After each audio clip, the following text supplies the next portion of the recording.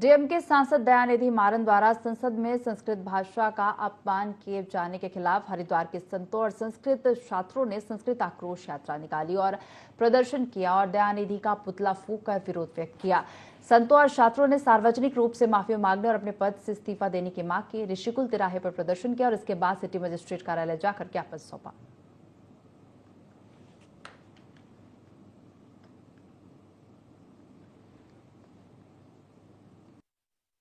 भाषा विश्व की भाषा है, विश्व की जननी है, समस्त भाषाओं के उपज है और सबकी मातृभाषा है।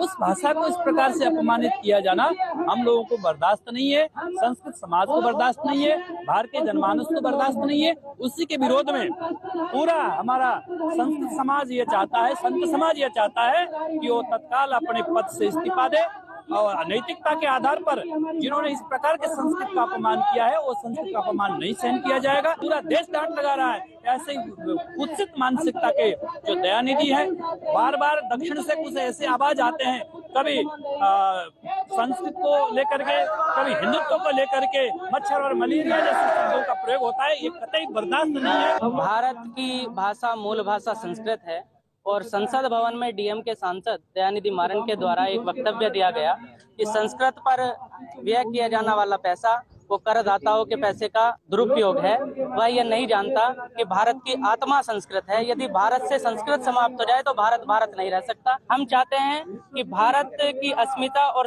भारत से प्रतिष्ठे द्वे संस्कृतम संस्कृति तथा भारत की दो ही प्रतिष्ठा है, यहाँ की संस्कृति और यहाँ की भाषा संस्कृत। तो वो संस्कृत भाषा के विरोध में अर्थात भारत के विरोध में उसने जो शब्द कहे हैं उसके लिए वो क्षमा याचना करे, नहीं तो अपनी संसदता से सदस्यता समाप्त कराए। नहीं करेंगे तो वो उसके खिलाफ विरोध प्रदर्शन होते रहेंगे। जब तक संस्कृत माता और भारत माता के विरोध में कोई बोलता रहेगा तो उसका विरोध होता